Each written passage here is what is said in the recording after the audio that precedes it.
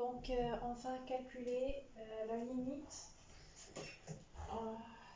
quand x tend vers moins 1, pardon, de f de x moins f de moins 1 sur x plus 1. Alors, qui est égal à la limite quand x tend vers moins 1 moins. Pourquoi j'ai mis moins ici? Donc, c'est à gauche de moins 1. Regardez ici, parce que à droite n'est pas défini. Donc, c'est moins 1. X inférieur à moins 1.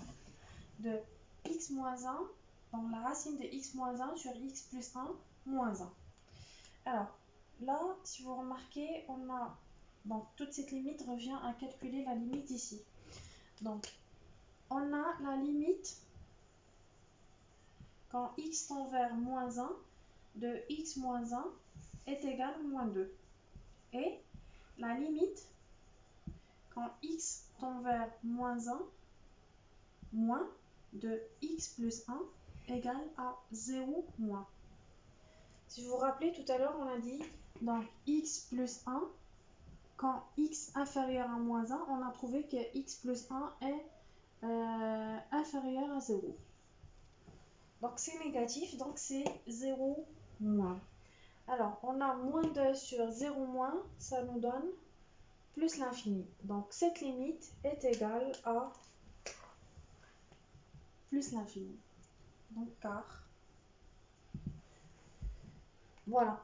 Donc ça c'est la limite. On a calculé la limite quand x tend vers moins 1 de f de x moins f de moins 1 de x plus 1. Qu'est-ce qu'on peut déduire? Donc, on peut déduire tout simplement que f n'est pas dérivable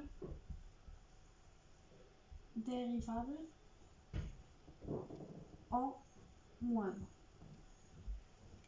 1. De la même manière, on va calculer la limite quand x tend vers la limite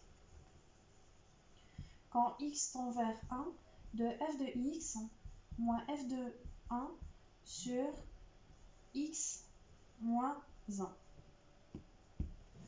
Donc, pour cela, on va trouver bien sûr une méthode pour calculer cette limite. Donc, tout à l'heure, on a démontré que f de x moins f de moins 1 sur x plus 1 est égal à ça.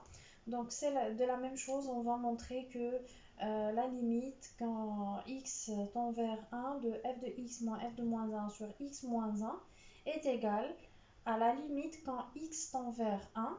Donc, je vais écrire la limite quand x tend vers 1 de... on va trouver donc cette égalité qui est égale à x plus 1 sur x moins 1 moins 1.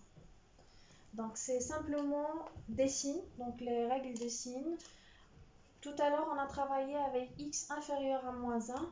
Maintenant on est là, on est dans l'intervalle 1 plus l'infini, c'est-à-dire x supérieur à 1. Donc x supérieur à 1, ça veut dire que donc, pour démontrer l'égalité, donc comme tout à l'heure, c'est la même chose, sauf que ce sont les règles des signes qui nous mènent à trouver donc f de x moins f de 1 sur x moins 1. Alors, donc cette limite revient à calculer la limite en 1 ici. Donc, on a la limite quand x tend vers 1 de x plus 1 est égal à 2 et la limite quand x tend vers 1 de x moins 1 est égal à 0 plus. Pourquoi 0 plus? Là, on a dit que x est supérieur à 1, donc x moins 1 est supérieur à 0. Donc là, c'est positif, donc ça revient à dire que c'est 0 plus. Donc ça nous donne 2 sur 0 plus qui nous donne plus l'infini. Voilà, donc c'est plus l'infini. Alors on déduit aussi que f n'est pas dérivable en 1. Voilà, donc là on a calculé la limite pour vérifier est-ce que f est dérivable en moins 1 et 1. On a calculé la limite quand x tend vers moins 1, 1 de f de x moins f de moins 1 sur x plus 1. Et ici on a calculé f de x moins f de 1 sur x moins 1. Donc, on a obtenu donc, une limite donc, qui est égale à l'infini. Et on peut déduire que f n'est pas dérivable soit en 1 ou bien en moins 1, donc elle n'est pas dérivable. Donc pour la question qui suit, on nous demande de étudier la variation de f sur son domaine de dérivabilité. Là, si vous remarquez, donc le domaine de dérivabilité, ça va être moins l'infini, moins 1. Mais bien sûr, moins 1 n'est pas pris en charge. Si vous remarquez, il n'est pas dérivable au moins 1. Et aussi pour 1. On peut dire que le domaine de dérivabilité de f est bien df privé, bien sauf moins 1 et 1. Donc on peut tout simplement trouver f' de x. Alors on calcule f' de x. Après, on va étudier le signe de f' pour trouver la variation de f. Donc on procède au calcul de f'. Donc quel que soit x appartient à moins l'infini moins 1 union 1 plus l'infini. Donc ça c'est parce que f n'est pas défini f' n'est pas défini au moins 1 et 1. Donc f' de x, on a ici donc la somme des deux fonctions. Donc ça nous donne racine de x carré moins 1 prime moins x prime. La racine, donc un petit rappel, la racine de u prime, ça nous donne u prime sur 2 racine u. Donc pour cela, donc u prime, donc c'est x carré moins 1 prime, donc ça nous donne 2x sur 2 racine de x carré moins 1. Et là, c'est moins 1. On peut simplifier par 2, ça nous donne x racine de x carré moins 1 moins 1. On peut encore simplifier, donc on peut mettre racine de x carré moins 1. Et là, c'est x moins la racine de x carré moins 1. On sait déjà que là, c'est positif. Donc, le signe de f', alors signe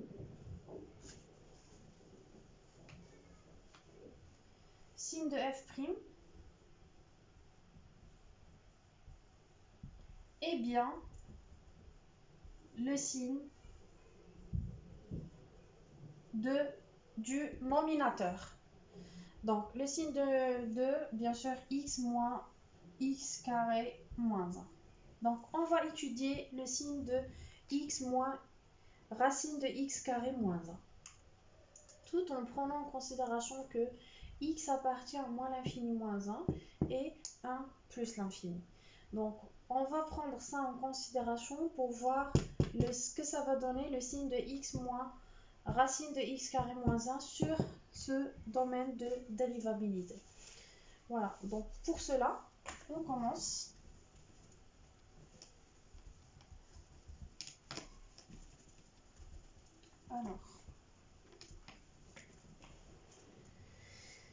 Alors, on a donc x appartient moins l'infini à moins l'infini moins 1. X appartient à moins l'infini moins 1. Donc, normalement, x est inférieur à moins 1. X inférieur à moins 1. Et on veut savoir maintenant donc, le signe de x moins racine de x carré moins 1. Donc on a dit donc, x inférieur à moins 1, automatiquement il est inférieur à 0, donc il est négatif. Et là on a donc la racine de x carré moins 1 est positif, ce qui veut dire que moins la racine de x carré moins 1 est négatif. Donc la somme des deux nombres qui sont négatifs, ça nous donne automatiquement donc x moins 1, x moins racine de x carré moins 1 est négatif.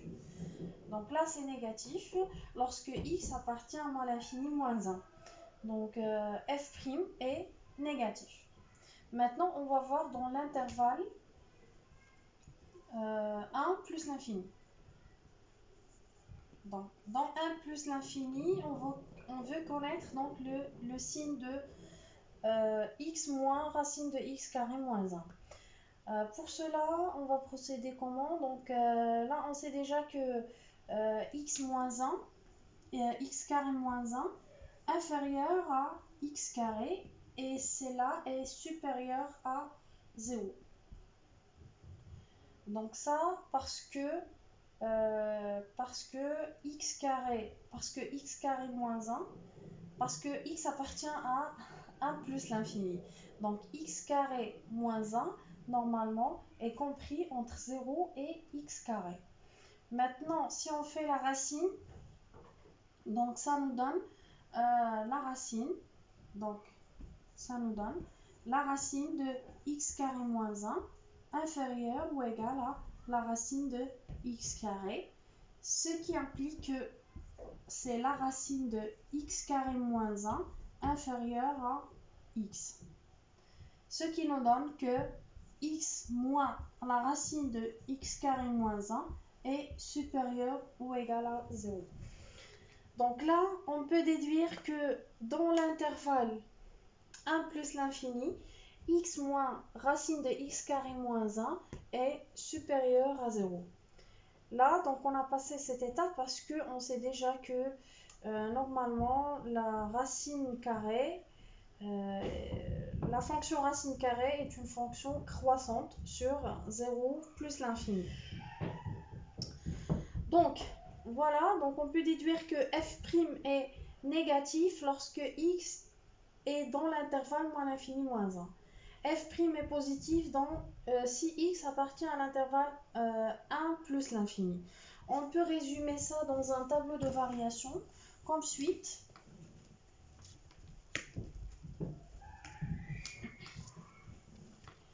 Alors, le tableau de variation, il sera comme suite.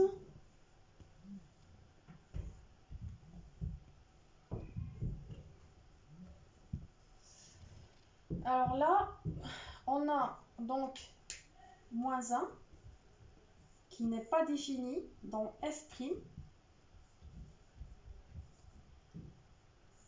Et on a un aussi, il n'est pas défini en f'. Les signes, donc on a trouvé, donc quand x appartient à moins l'infini moins 1, on a trouvé f' négatif.